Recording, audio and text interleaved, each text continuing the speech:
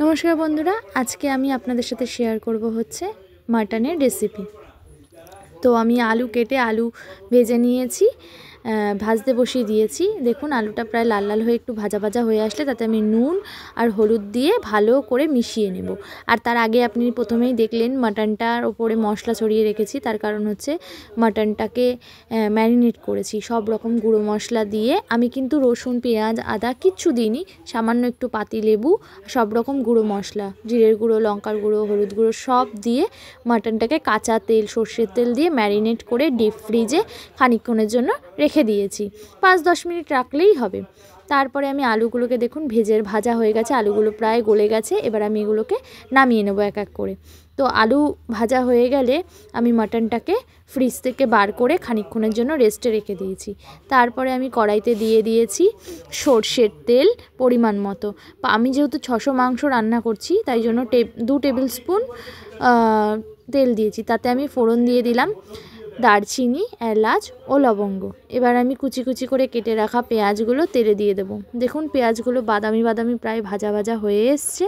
एबार आमी एकटु पेঁয়াজটাকে भालो करे नाड़िয়ে निয়ে ताते ऐड करब চিনি। চিনিটা দিলে পরে মাংসের রংটা খুব সুন্দর আসবে, তাই জন্য পেঁয়াজ ভাজার মধ্যে চিনি ও পরিমাণ মতো একটু নুন দিয়ে দিলাম।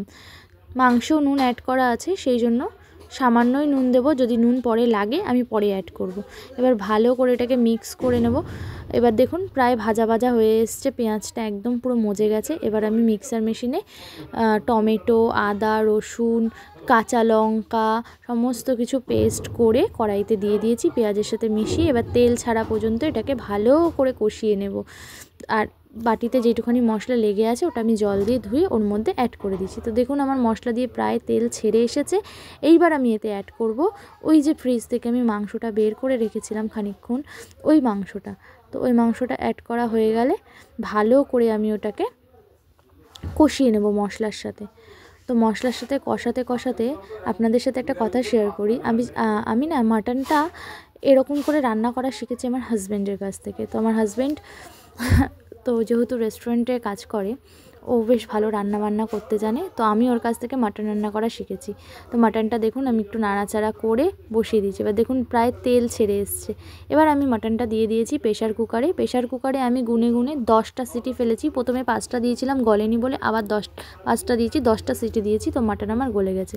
এবার প্রেশার কুকার থেকে নামিয়ে আমি কড়াইতে মাটনটা ঢেলে এবার একটু সামান্য ফুটিয়ে নেব।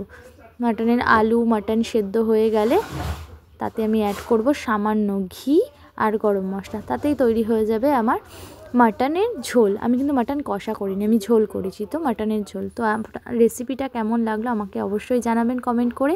আর আমার ভিডিও যদি আপনাদের ভালো লেগে থাকে তাহলে আমার চ্যানেলটিকে সাবস্ক্রাইব করবেন। ইউটিউবে আমার চ্যানেলের নাম হচ্ছে গৃহবধূ মোনা। দেখুন মাটনের সাথে আমি কিন্তু বানিয়েছি পালং শাক চচ্চড়ি। তো মাটনটাকে আমি ঢেলে নামিয়ে নিয়েছি। এবার আমরা দুপুরের লাঞ্চ সেরে নেব। তো চলুন দেখা হচ্ছে আপনাদের সাথে নেক্সট ব্লগে। ততক্ষণের জন্য ভালো থাকবেন সুস্থ থাকবেন। রাধে রাধে।